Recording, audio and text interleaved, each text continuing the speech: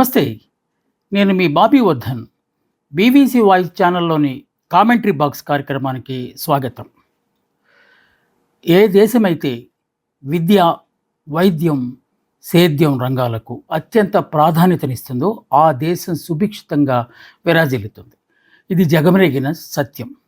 అనేక మంది సామాజిక శాస్త్రవేత్తలు కూడా ఈ వాస్తవాన్ని అంగీకరించారు. కాకుంటే విద్య పట్ల ఈ మధ్య కాలంలో చాలా నిరాశ కలిగించే అంశాలను మనం వినాల్సి వస్తుంది.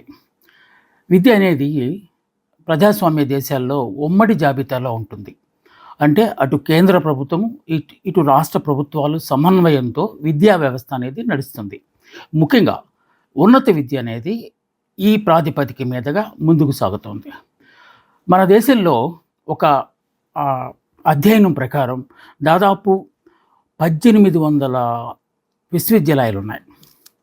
వాటిల్లో 1200 దాకా ప్రభుత్వ ఆధీనంలోను, అంటే కేంద్ర విశ్వవిద్యాలయాలతో కలిపి. కొన్ని ప్రైవేట్, అంటే దాదాపు 500 దాకా ప్రైవేట్ యూనివర్సిటీలు ఉన్నాయి. ఇవి కాక డీమ్డ్ యూనివర్సిటీలు ఉన్నాయి. మళ్ళీ సెంట్రల్ యూనివర్సిటీలు మనం అనుకున్నట్టు దాదాపు ఒక 50-60 దాకా ఉన్నాయి. ఇవి కాక ఐఐటీలు, ఐఐఎంలు, ట్రిపుల్ ఐటీలు, ఇలాగా రకరకాల పేర్లతో విశ్వవిద్యాలయాలు కొనసాగుతూ ఉన్నాయి. ఇక నేను ఇవాళ చేస్తున్న ఈ విశ్లేషణ కార్యక్రమంలో ప్రాక్సిమిటీ రీత్యా మన రాష్ట్రానికి సంబంధించి కాస్తంత ఎక్కువ సమాచారాన్ని ఇవ్వడానికి నేను సమాయత్తమయ్యాను.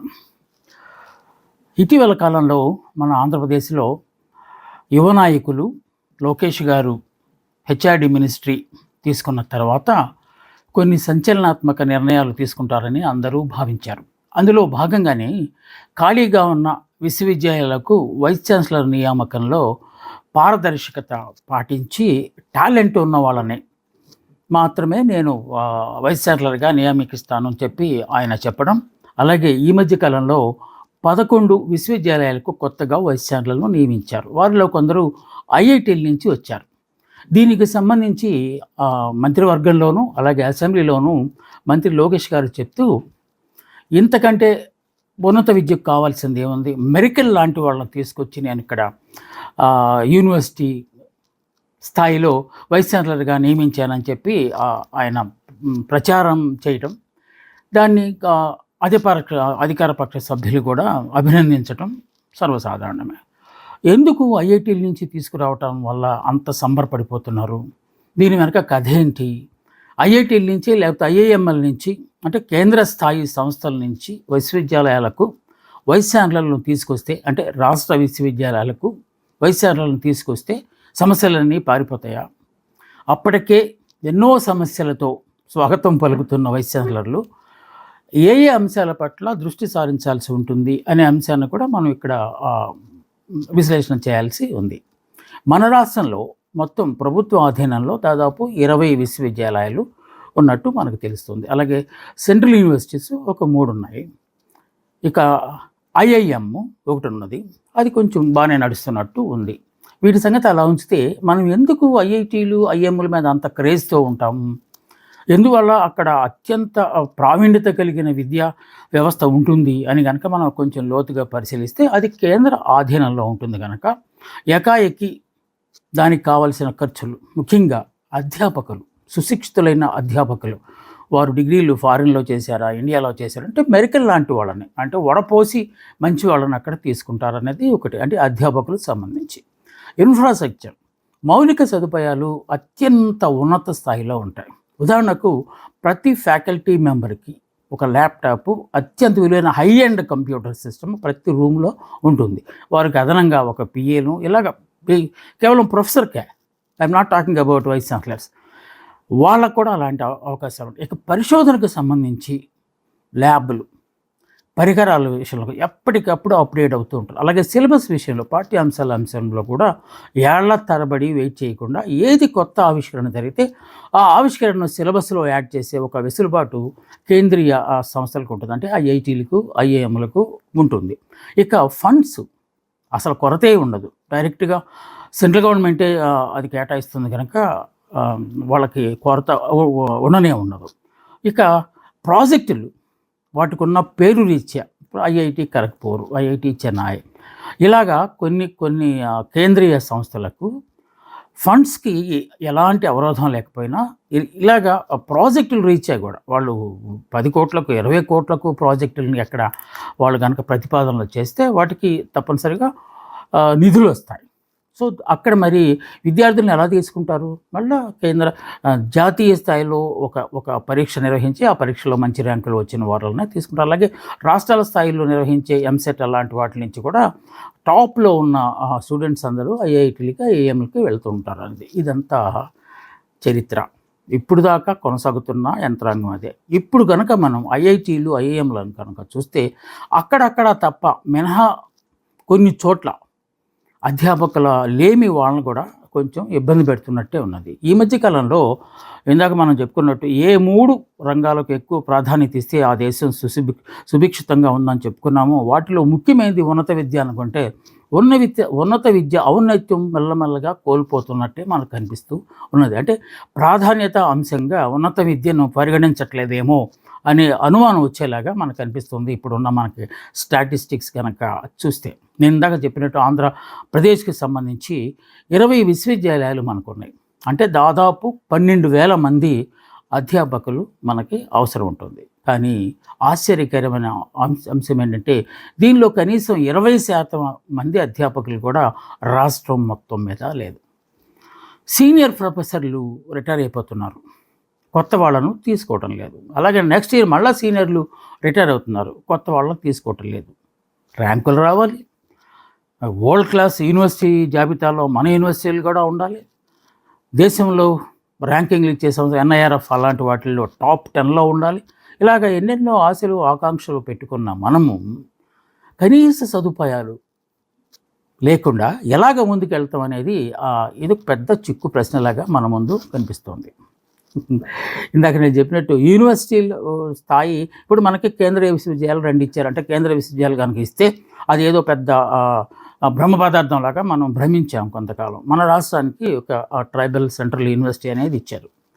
మొత్తం చూసుకుంటే ఇక్కడ 10 మంది అధ్యాపకులు కూడా లేరు, అంటే పర్మనెంట్ ఫ్యాకల్టీ. మిగతా వాళ్ళందరినీ గెస్ట్ ఫ్యాకల్టీగా అక్కడ మొత్తానికి తీసుకొస్తున్నారు. దానికి ఒక పునాదే పడలేదు. ఇక్కడి నుంచి అక్కడికి మార్చి ఎక్కడ వేసిన గొంగళి అక్కడే అన్నట్టు కేంద్రీయ విశ్వవిద్యాలయం అలాగే ఉన్నది. ఇంకెక్కడ అనంతపూర్లో ఉన్న దాని పరిస్థితి కూడా అంతే. అద్దె ఇళ్లలో కేంద్రీయ విశ్వవిద్యాలయం నడిచే స్థాయికి మన విద్యా వ్యవస్థను మనం తీసుకొచ్చామంటే ఎంత బాధాకరమైన విషయము. మరో ప్రస్తావన కూడా మన లోకేష్ గారు చేశారు ఈ మధ్య. ఏంటంటే ప్రతి జిల్లాకు ఒక విశ్వవిద్యాలయము అనేది. బహుశా ఇది గతంలో రాజశేఖర రెడ్డి గారు కూడా ప్రతి జిల్లాకు, అంటే పాత రాష్ట్రంలో, అంటే ఉమ్మడి రాష్ట్రంలో ఉన్న జిల్లాలన్నింటిలోనూ విశ్వవిద్యాలయ అన్నీ ఏర్పాటు చేయాలనే దానికి అందులో భాగంగానే మన రాష్ట్రానికి సంబంధించి కృష్ణా యూనివర్సిటీ వచ్చింది, అలాగే గురజాడ యూనివర్సిటీ వచ్చింది విజయనగరంలో, అలాగే మనకి ప్రకాశం జిల్లాలో కూడా ఒక యూనివర్సిటీ వచ్చింది. అప్పటికే అన్ని జిల్లాల్లో వచ్చినట్టే మనం భావించాం. దీనికి ప్రధానమైన ఉద్దేశం ఏంటంటే, దీని లక్ష్యం ఏంటంటే విశ్వవిద్యాలయ విద్య అనేది గ్రామీణ ప్రాంతాల్లో ఉన్న ప్రజలకు అందకపోవటం ఒక స్టాటిస్టిక్లో వచ్చిన ఒక అధ్యయనం వల్ల వచ్చిన ఒక అంశం. అందువల్ల వారికి గ్రామీణ ప్రాంతాలు, ముఖ్యంగా గ్రామీణ గిరిజన ప్రాంతాల విద్యార్థులకు ఉన్నత విద్యను చేరువ చేయాలంటే వాళ్ళని ఇక్కడికి రప్పించడం కంటే ఉన్నత విద్యని అక్కడికి తీసుకెళ్తే బాగుంటుంది అనే ఉద్దేశంతో రాజశేఖర రెడ్డి గారు విశ్వవిద్యాలయాలు ఏర్పాటు చేసి దానికి ఒక అవకాశం కూడా కల్పించారు. విశ్వవిద్యాలయం అన్నా సరే మరి డబ్బు అనేసరికి ఫీ రియంబర్స్మెంట్ అని చెప్పి మీ ఫీజులు మీరు కట్టక్కర్లేదు, ప్రభుత్వమే కడుతుంది అని చెప్పి ఒక కొత్త విధానాన్ని తీసుకొచ్చి పెద్ద ఆశ చూపించారు.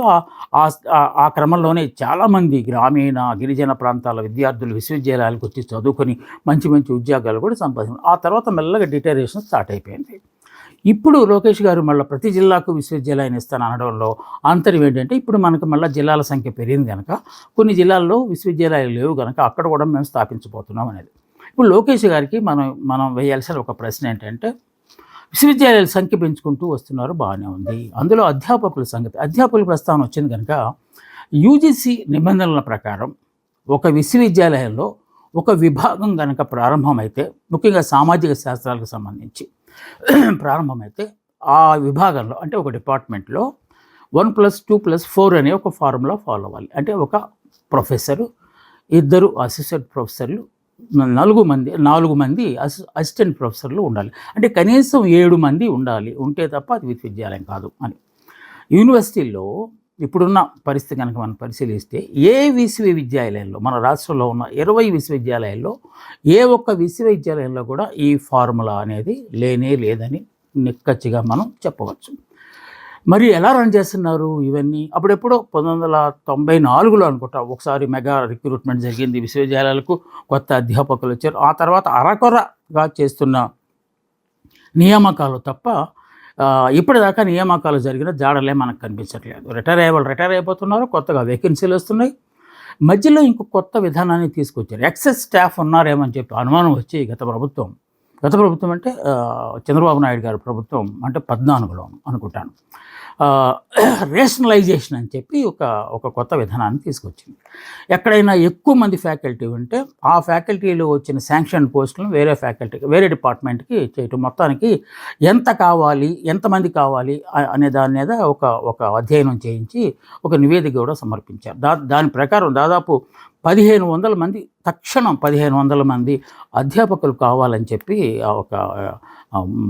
ఒక నిర్ధారణకు వచ్చారు. అది చాలా తక్కువ. ఒక్క ఆంధ్ర విశ్వవిద్యాలయానికే దాదాపు 2000 మంది అవసరం మామూలుగా అయితే.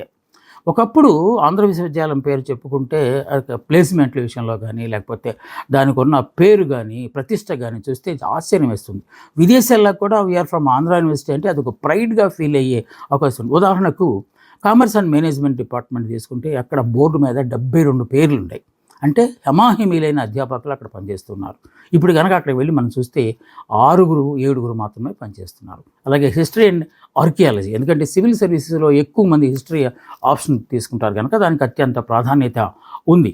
ఎందుకంటే చరిత్రను విస్మరిస్తే మనం చరిత్రహీనులు అయిపోతాం కనుక ఆ చరిత్ర ఆర్కియాలజీ డిపార్ట్మెంట్లో కూడా ఒకప్పుడు దాదాపు 50 మంది దాకా ఉంటారు. ఇప్పుడు 5 కూడా లేని పరిస్థితి. అలాగే ఆంథ్రోపాలజీ, ఇది కూడా సివిల్ సర్వీస్లో ఎక్కువ మంది ఆప్ట్ చేసే ఒక స్పెషలైజేషన్, అక్కడ కూడా లేకుండా చాలా తక్కువ మందితో పనిచేస్తున్న పరిస్థితి.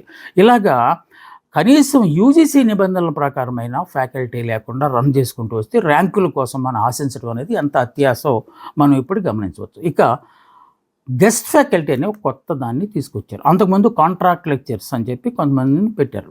దానిలో మెయిన్ 6 మెంబర్ కమిటీ కానీ, అంటే ఎవరెవరు ఉండాలో ఒక్క except UGC nominee and governors nominee లేకుండా మినహా వాళ్ళందరితో ఒక టీం ఏర్పాటు చేసి ఆ టీము ఎంపిక చేసిన ద్వారా దాదాపు 200-300 మంది కాంట్రాక్ట్ లెక్చరర్స్ ఉన్నారు, అసిస్టెంట్ ప్రొఫెసర్లు. వాళ్ళల్లో 50 ఏళ్ళు దాటిన వాళ్ళు, 55 ఏళ్ళు దాటిన వాళ్ళు కూడా ఉన్నారు. ఎంత నిరాశ నిస్పృహలతో వాళ్ళు ఉన్నారంటే, వాళ్ళని కనుక అబ్జర్వ్ చేసి శాశ్వతంగా వాళ్ళకి అసిస్టెంట్ ప్రొఫెసర్ పోస్టులు కానీ ఇవ్వకపోతే ఈ కాంట్రాక్ట్ లెక్చరర్లు కానీ వాళ్ళు రిటైర్ అయ్యే ఒక ప్రమాదం కూడా ఉంది. అలాంటి కొన్ని సంఘటనలు ముఖ్యంగా ఆంధ్ర యూనివర్సిటీ, ఎందుకంటే ఆంధ్ర యూనివర్సిటీ ప్రస్తావన ఎందుకు తెస్తున్నారంటే మన రాష్ట్రంలోనే అత్యంత ప్రాచీనమైన యూనివర్సిటీ కనుక దాన్ని ఒక కేస్ స్టడీగా తీసుకుని మనం మాట్లాడాల్సిన ఆస్కారం ఏర్పడింది.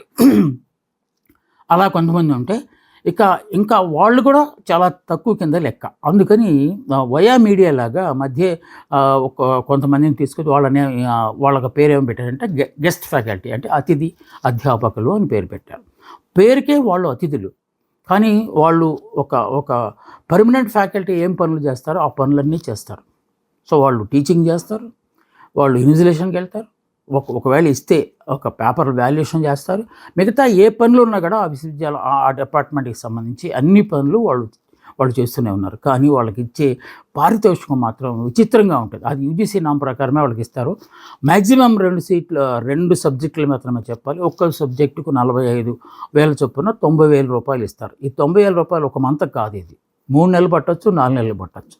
4 మాసాలకు 90,000 రూపాయలతో విశాఖపట్నం లాంటి నగరంలో బ్రతకటం అంటే ఎంత కష్టమో. అదేమైనా వాళ్ళు క్వాలిఫికేషన్ లేదా, అన్ని అర్హతలు ఉన్నాయి వాళ్ళకు, పిహెచ్డీలు ఉన్నాయి, వ్యాసాలు జర్నలిస్ట్లో ఆర్టికల్స్ ఉన్నాయి, అన్నిటి నేషనల్ స్థాయిలో జరిగిన ఎగ్జామినేషన్లో పాస్ అయిన వాళ్ళు కొంతమంది ఉన్నారు. జేఆర్ఎఫ్లో పోస్ట్ డాక్టర్లు, పిహెచ్డీ అయిపోయిన తర్వాత కూడా మళ్ళీ పోస్ట్ డాక్టర్లు చేస్తున్న వాళ్ళందరూ ఈ ఈ గెస్ట్ ఫ్యాకల్టీలు ఉన్నారు. ప్రతి విభాగంలో గెస్ట్ ఫ్యాకల్టీతో మొత్తానికి గట్టెక్కించుకు వస్తున్నారు. వాళ్ళల్లో ఉన్న ఒక నైరాశ్యం ఏంటంటే, మనం ఇలాగే రిటైర్ అయిపోవాల్సి వస్తుందా, కొత్తగా రిక్రూట్మెంట్కి వచ్చేసరికి అది ఒక పెద్ద ప్రహసనంగా ప్రతిసారి మనకు మారుతుంది. ఈ రిక్రూట్మెంట్ వ్యవహారం చూడటానికి ఉన్నత విద్యా మండలి అని చెప్పి ఒకటి ఏర్పాటు చేస్తారు. యాప్షే అంటారు దాన్నే. అది ఏపీపీఎస్సితో సమన్వయం చేసుకొని ఎగ్జామినేషన్ కావాలంటే ఎగ్జామినేషను, నోటిఫికేషన్ ఇచ్చిన దగ్గర నుంచి ఎగ్జామినేషన్ కావాలంటే ఒకసారి ఎగ్జామినేషన్ నిర్వహించారు. దాని మీద పెద్ద విమర్శలు వచ్చాయి. ఆల్రెడీ వాళ్ళు అన్ని అవరోధాలు దాటుకుని వచ్చారు. పిహెచ్డీలు కూడా చేసి ఉన్నారు. అలాగే జాతీయ స్థాయిలో జరిగిన ఎగ్జామినేషన్ కూడా వాళ్ళు సెలెక్ట్ అయి ఉన్నారు. మళ్ళీ వాళ్లకు సమాంతరంగా ఎగ్జామినేషన్ పెట్టడం ఏంటి అని చెప్పి అంటే వడపోత కోసం పెడుతున్నామని చెప్పి ఏదో సంజయ్ చెప్పారు. మొత్తానికి ఎగ్జామినేషన్ పెట్టారు.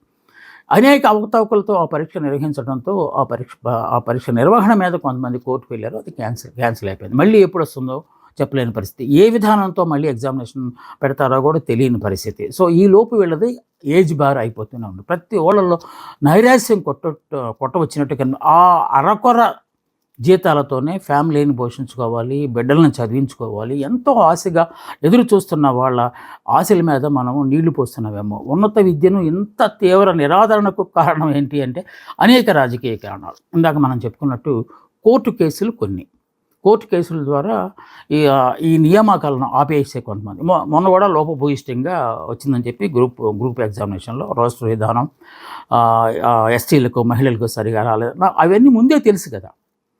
ఒక మండలే దానికోసం ఉంది. ఒక ఉన్నత విద్యా మండలి ఇవన్నీ చూసిన తర్వాత ఒకవేళ వాళ్ళకి అవగాహన లేకుండా ఉంటే అవగాహన ఉన్న ఆచార్యుల్ని, సీనియర్ ఆచార్యులు తీసుకొచ్చి ఏమేం చేస్తే బాగుంటుందని చెప్పి అన్నీ నిర్ధారించుకున్న తర్వాతే నోటిఫికేషన్ వస్తే ఇలాంటి పరిస్థితులు ఏమి ఉండవు కదా. కాకపోతే ఒక విమర్శ కూడా ఉన్నది ఇక్కడ. కావాలనే ప్రభుత్వాలు ఇలా చేస్తూ ఉంటాయి. లోపభూయిష్టంగా నోటిఫికేషన్ ఇవ్వడంతోనే విద్యార్థులందరినీ లేకపోతే నిరుద్యోగులందరినీ సాటిస్ఫై చేశాడు. అమ్మాయి నోటిఫికేషన్ వచ్చిందని వాళ్ళందరూ ఆనందపడిపోతారు. కావాలనే నోటిఫికేషన్లో లోపాలు ఇవ్వడం వల్ల మళ్ళీ కోర్టుకు వెళ్ళడం వల్ల చాపింగ్ జరుగుతుంది. అంటే ప్రభుత్వానికి నియామకాలు ఇంత తొందరగా చేయటం ఇష్టం లేదు. ఏ ఎన్నికల ముందు నోటిఫికేషన్ ఎన్నికలు రావటం వచ్చిన తర్వాత మళ్ళీ 2-3 సంవత్సరాల తర్వాత వెయిట్ చేయటం, ఇది ఒక పెద్ద ప్రహసనంగా మారిపోయింది ప్రతిసారి. ఎవరిని మోసం చేయడానికి ఇదంతా.